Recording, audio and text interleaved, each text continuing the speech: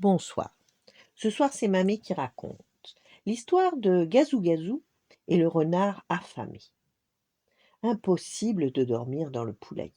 Gazou Gazou, le poussin, a trop chaud. Pelotonné contre sa mère et ses 6 frères et sœurs, il étouffe. Et hop, il se plante sur ses petites pattes et quitte la chaleur du nid. La lune est pleine, le vent souffle dans les feuilles du tilleul. 1, 2, 3, 4, 100, 1000, Gazou Gazou compte les étoiles. Quand soudain des branches craquent près de lui.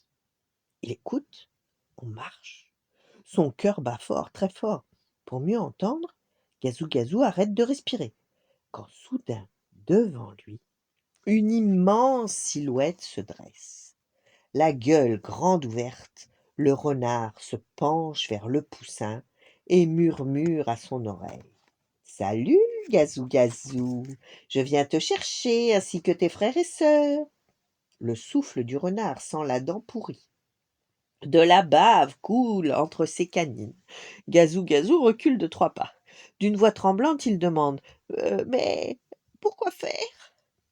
Je compte organiser un festin pour séduire une renarde. Sais-tu que de servir quelques poussins à l'apéritif est du dernier chic?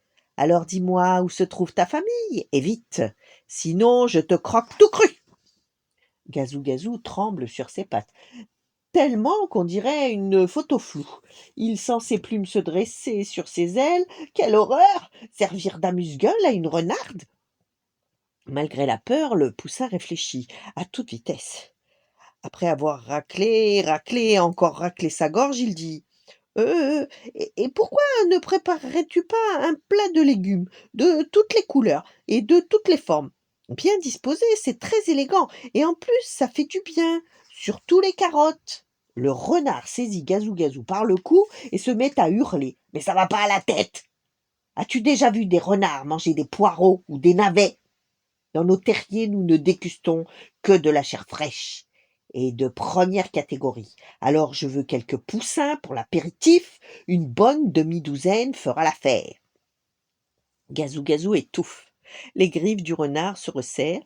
Il ne peut presque plus respirer.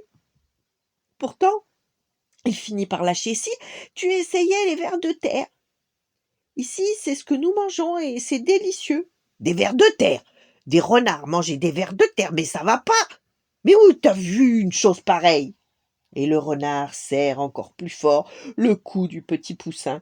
Ah! Gazou Gazou aimerait pouvoir appeler au secours, mais impossible de crier. Le renard souffle de toutes ses forces sur lui. Gazou Gazou ferme les yeux et pense à ses frères et sœurs endormis. Enfin, quand le renard a fini de souffler, il reprend sa respiration et propose. Et si tu amenais ta renarde au bord du lac? C'est joli, le bord du lac, surtout au clair de lune. Et en plus, il y a plein de perdrix. Je suis sûre que les petits des perdrix, c'est délicieux. Ça suffit, hurle le renard. Ce sont des poussins que je veux, et pas autre chose. T'as compris? Cette fois, Gazou Gazou en est sûr, c'est fini. Face au poussin, le renard se dresse sur ses pattes arrière.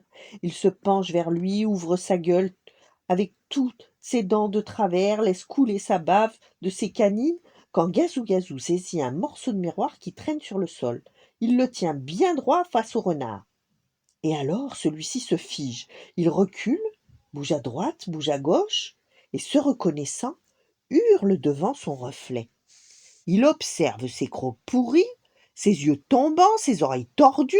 Mais je suis monstrueusement laid, finit-il par dire. Je ne plairai jamais à une renarde. Et Gazou Gazou fait oui de la tête. Le renard se regarde une dernière fois et, horrifié, s'enfuit dans sa tanière. Et ben depuis, on ne l'a jamais revu. Voilà. Bonne nuit, faites de beaux rêves et à demain.